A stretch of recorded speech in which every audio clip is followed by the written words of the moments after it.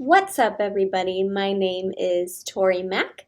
I am recently a graduate with my master's in marriage and family therapy from Fuller Theological Seminary and an avid Christian hip hop fan since 2014. So, I have a lot of thoughts on NF's latest album, The Search, although I have many thoughts on many other songs in the Christian hip hop genre that talk about psychological issues, as you can imagine. Also, coming from a lot of experiences that I've had, I really resonate with a lot of Nate's music that he came out with this past week.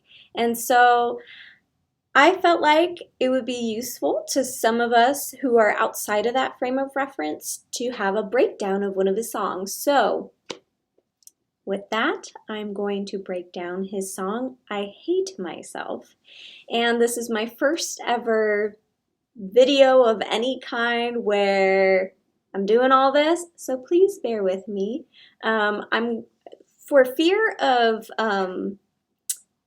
like the copyright things and having the video being taken down, I'm actually going to pause it a lot more often than I probably should, but I'm not so sure how to do another workaround right now. So I have a video pulled up that has the lyrics, and I'm going to showcase that because obviously you can see that in this video, and then I'm going to stop on there and then we're going to break those lyrics down. So we're not going to hear so much of the song because I'm sure most of you have heard it. If not, go check it out first before you continue watching this video.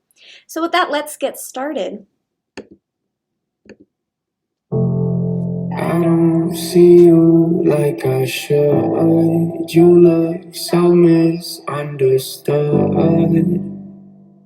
And I wish I could help, but it's hard when I hate myself. Okay, so looking at these lyrics here, I don't see you like I should. You look so misunderstood, and I wish I could help, but it's hard when I hate myself. It's very common for people who've experienced a lot of traumas to do something that we call dissociating, which is like removing yourself from really feeling and being present with the situation. And so this dual representation of who he is and who he knows that he's not really connecting with, his trauma self, it's this whole complex thing. And so I envision Nate looking into a mirror saying, I don't see you like I should. You look so misunderstood and I wish I could help, but it's hard when I hate myself. And then he moves on to say, pray to God with my arms open. If this is it, then I feel hopeless and I wish I could help, but it's hard when I hate myself. The amount of desperation that I can hear in his voice is very familiar to me. This desperation of saying, I'm trapped in this experience. I can't let go of this past trauma self. I can't confront it because I feel helpless and I also hate myself. I want to avoid that at all costs. And then, of course, not even just praying to God, because normally you would pray to God with folded hands, but his saying that he's doing it with his arms open, that really conveys a desperation and a plea for help. Pray to God with my arms open. Is it then? Yeah, late nights are the worst for me. They bring out the worst in me. Mom running got me feeling like it hurts. So this portion of the song is very relatable. A lot of the times when we're facing a lot of difficulty, it's really easy for us to escape thinking about those things when it's during the day, when we're very active, if we're at work, school, whatever it is. But at night is when you're left with yourself most often. And so when you're abstaining from allowing yourself to think these thoughts, that's typically what makes it such a rush. When you're home and you're laying in your bed by yourself and you just have this overwhelming mind racing that it's really overwhelming. Like he said, it hurts to think. And then, of course, when he talks about if this is all that I wanted, I don't want it, got to be more for me, it's obviously pointing to his fame. He spoke about how he's been working so hard towards this for a long time, like many artists. He thought that this was all he wanted, and now he's realizing just how empty it all really is in the grand scheme of things. So, after he's arrived to this place where he thought he wanted to go, he realized that it had nothing for him. To think this is all that I wanted, I don't want it, gotta be more for me. What it core beliefs, and every morning I wake up and feel like I ain't not worth it because I'm at war with peace. Okay, at this section, he even says that it's more than just core beliefs. Like, this is his experience. He wakes up and feels like he's not worth it. He's constantly at war with peace. He even tries to convey that he's actually going to hell. And this is him as a corpse. He's not living as he should, and he knows that. He even says, look at the body like you ain't nothing but poor and weak. It's kind of weird. I mean, this is him talking to himself, of him acknowledging how he's left a big part of him in the past, or dredging this past traumatic experience with him to experience what life is like with it. And it's decay. It's nothing more than draining, and it does make us feel very poor and weak when we're experiencing that. To go to hell, welcome to the corpse of me. Look at the body like you ain't nothing but poor and weak. It's kinda weird. Lately I've been feeling like the only way for me to get away. Okay, over here, like we were talking about earlier with occupying our days with work, school, whatever it is, he says, lately I've been feeling like the only way for me to get away is if I pour the drink. It's all about escapism. A lot of the time when we see addiction, 9 times out of 10, the people who face addictions are those who were raised in traumatic childhoods or experienced a lot of trauma in their lifetime and have them undealt with, and their way of coping is to escape. And so he knows that he tries to escape in other ways, and that he's wanting his reaction, his fight or flight or freeze, it takes over, and he, in the midst of the emotions, the negative emotions he's experiencing, he wants to go and pour a drink. He wants to numb himself from what's going on, which is very, very common. But he also acknowledges that that's more deceit, more defeat.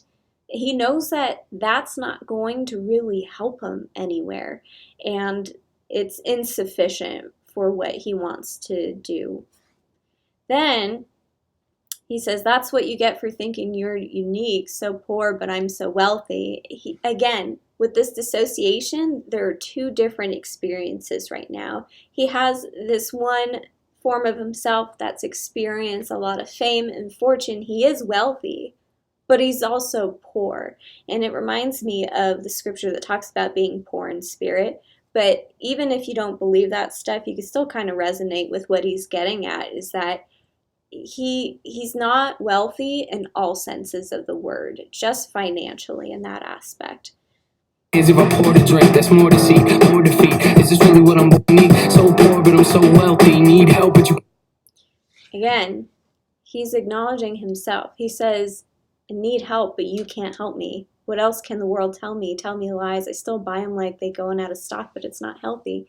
He knows, again, that his default as somebody who's experienced trauma is searching for something else in this world to make him feel better, whether it's numbing himself with a drink or trying to purchase self-esteem by these lies of the world, as he says. He knows that it's insufficient. I don't see you like I should. You understood, wish I could. Pray to God it then, but it's fine. Late nights get the best of me. They know what. Okay, again, he's pointing back to late nights. It's not even just what he's experiencing. He knows that late nights are almost essentially victimizing him. They get the best of him. They know how to get him. And of course, you could also parallel this late night to darkness, and the darkness of the spiritual darkness, spiritual warfare, and so on and so forth. And so he's saying, like, he is also a victim of what's on the outside pervading him. So having suicidal thoughts, he says they come and go like a guest to him. Like they're just, it's not even just the in and out, it's the formality or the informality, I guess I should say. Like he knows that it's just going to come in and seat himself in there. It kind of points to his earlier project mansion of this home of his mind. And he even identifies he doesn't want to die. He just wants to escape. He wants relief from the anguish and pain that he's experiencing. And this happens a lot in the therapeutic realm of things. We have a lot of people who say they have suicidal ideation in terms of they imagine themselves dying or wanting to die, and maybe even at times have these intrusive thoughts of what if I just turned the steering wheel real quick and then I die, get into a car accident, all these different things. But yet it's not as if they actually have a plan to go through that process and commit suicide. And it's very rarely about wanting to die. It's more so about wanting that relief and wanting that escape, which he points to here. And so I would recommend, if you're wanting therapeutic help, obviously therapists see a red flag when you say that you have suicidal ideation, and they're mandated reporters and so on and so forth, and they really, of course, care about your life. So if you go in there and explain, I have suicidal thoughts, but I have no intention of planning anything or doing anything to harm myself, it's just this wanting to escape, that would really help your case in terms of having progress. Because the first thing that your therapist is wanting you to do is to be stable enough that they can work on things with you so that they won't fear that you will lose your life. They might even come up with a contract for you to sign to say, I promise I will not commit suicide during this time, or if I do, these are the steps I'm going to take in terms of contacting the therapist or contacting a parent or something like that, some lifeline in place, so that way they're not just reacting to a situation, they have a plan to kind of de-escalate and allow them some time to process what they're going through and to reevaluate if that's really what they want to do. And then, of course, don't talk to me like you think I'm so successful. Why to get to me, so it's to me, but I don't get relief. You, I am not a spokesman, I'm a broken record, sick of doing it. He again says, what is success when hope has left you? Like, he has all the fame and fortune, but he knows it's nothing. That's not really the definition of success if you're spiritually or emotionally or mentally poor, as he was talking about before. The financial wealth is nothing compared to having hope. And he even says, I'm not a spokesman, I'm a broken record. Sick of doing interviews because I hate myself. Come across like it's so easy, but I feel like you don't need me. I feel like here he's really saying, like, I feel like I shouldn't even be doing interviews because they're wanting to look at my wealth when really in existence I'm extremely poor in the biggest areas of my life. He's dealing with so much hatred towards himself, what he's experiencing, what he feels imprisoned to.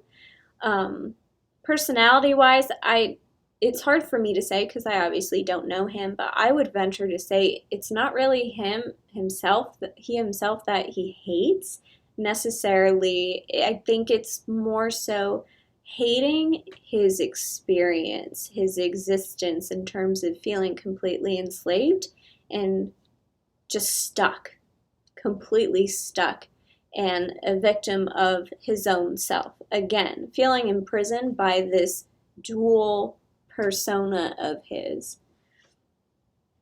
Interviews because I hate myself. I feel like you don't need me when I feel like you don't need me.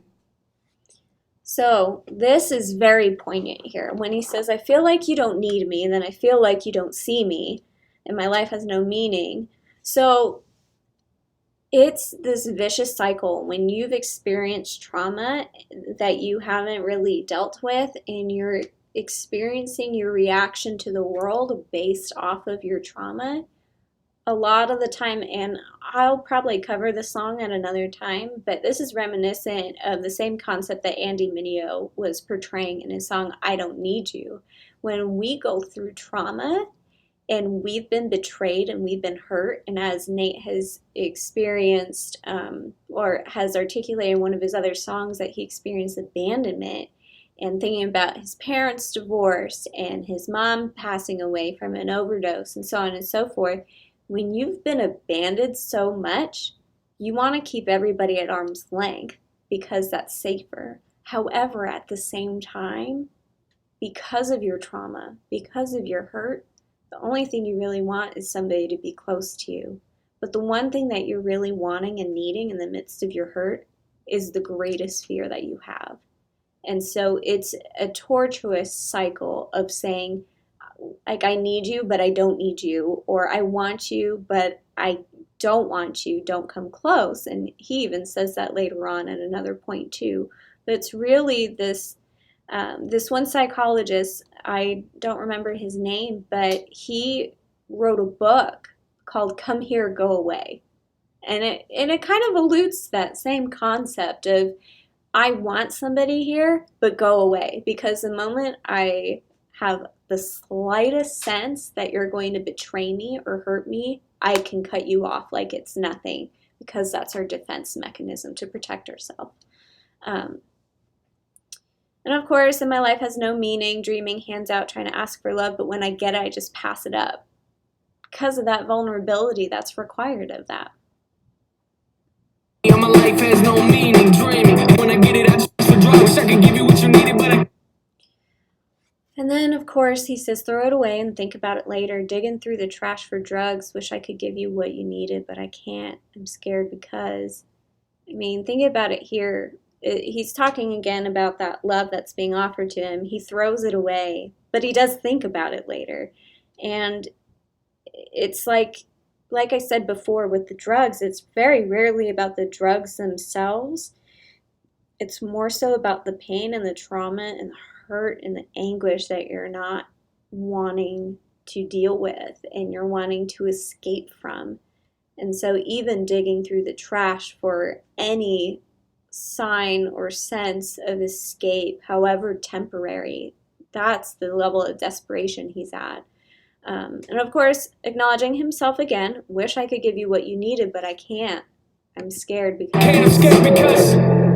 I don't see you like a... And I will mention here, because I am not Nate himself, he could even be talking, instead of about himself, which I think it's most likely, he could very well be talking about somebody that, or like a being that resembles the love and care that's being offered to him, and he can't draw near to them because he gets in the way of it himself.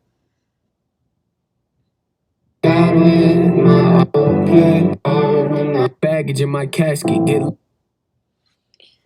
Walk through the ashes of my passions, reminiscing with the baggage in my casket. So, of course, he's alluding to a previous song that he was saying, do you see us down here, O Lord? He says, put my ashes in the trash bag. I don't care where they go.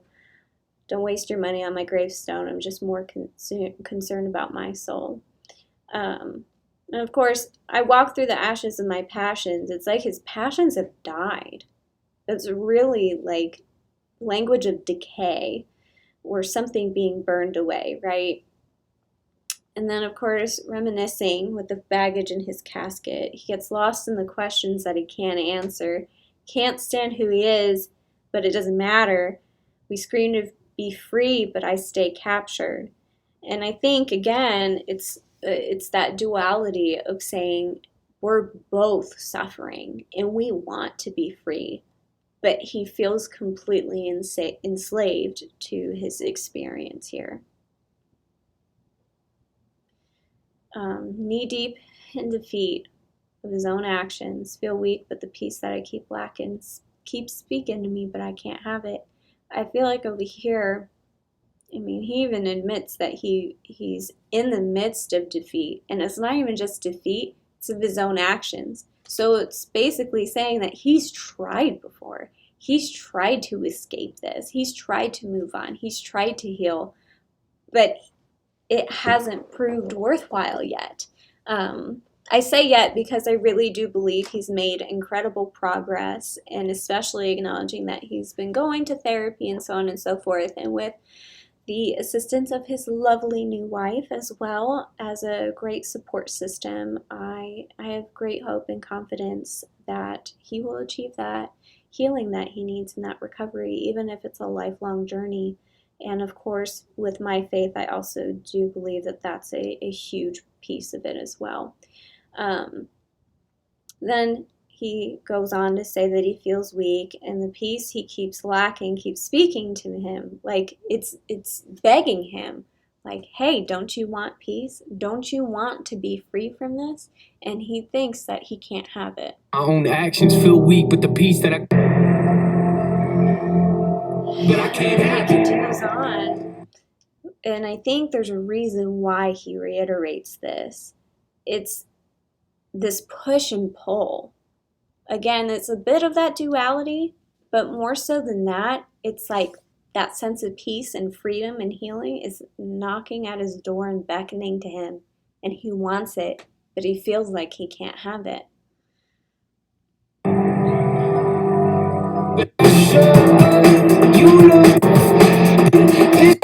it just repeats. And then, of course, at the very end, he even repeats, hate myself, but it's hard when I hate myself. Hate myself, but it's hard when I hate myself. When I hate myself, it's kind of hard when I hate myself. And so on and so forth. And really, it's just, that is what it is. I mean, it's just this level of desperation when you're so lost in your depression, the trauma that you've been through, the hurt that you've been through, all of it. It's just so heart-wrenching. It's debilitating. It's anxiety-inducing. It's exhausting. How I've explained it to somebody before is like wearing completely wet clothes, and it's heavy and it's uncomfortable, and you want so badly to be able to take those wet, nasty, nagging clothes off and just be free and comfortable in your own skin and warm and just not held back or weighed down. And so I think this is his other call of desperation, of saying he's stuck in hating himself. And he wants that peace, but it's such an arduous process. And here I am again. But in any case, I want to encourage you, if this is something that you resonate with, if this is something that you've experienced in your life, I'd greatly encourage you to find a therapist. I know a lot of the time you look online. Sorry, there's this little ray of light shining in there. I know a lot of the time you search for counselors and it says that it costs like $100 an hour, $120 an hour, and you think there's no way I can afford that ever, ever, ever. I would encourage you to call and ask if they use what's called a sliding scale, and usually they do consider somebody's level of income, and they can slide their scale and sliding scale and figure out if there's a way to work with you, because yes, therapists need to work and live and be able to put a roof over their head and provide for their family and such, but therapists really are there to help you and to love on you and to make sure that you achieve the health that you so desperately want.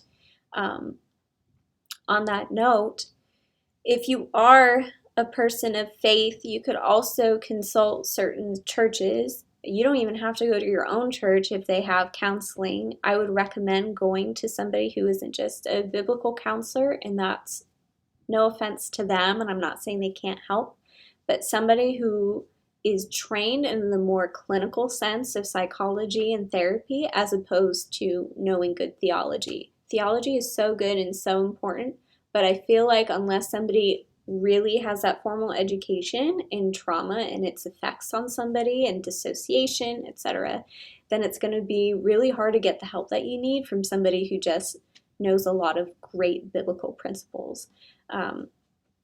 In addition to that, I would also say make sure that you meet with somebody who has the humility to admit when they can't really help you. And that's not because you're messed up.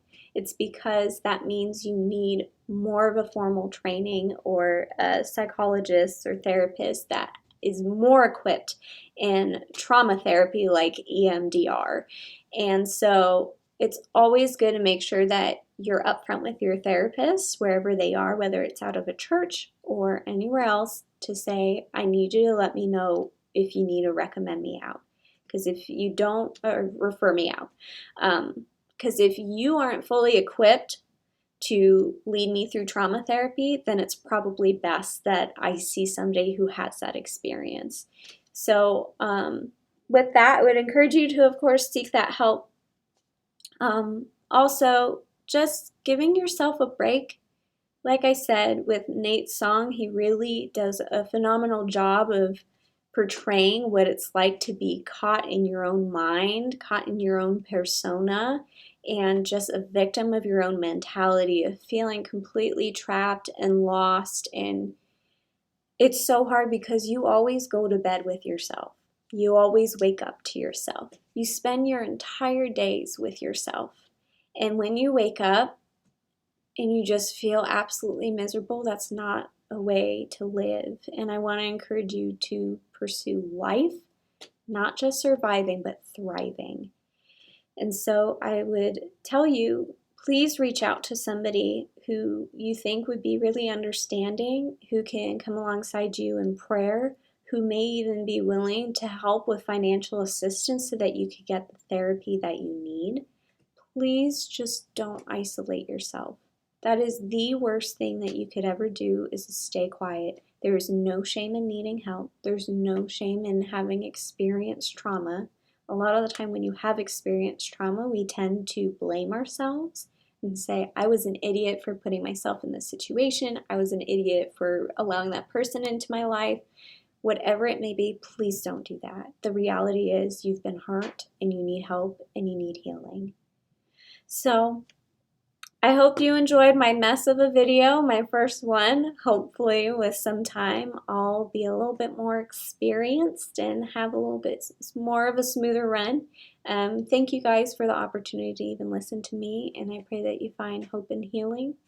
And let me know in the comments what song you would like me to break down next. Have a great day, guys.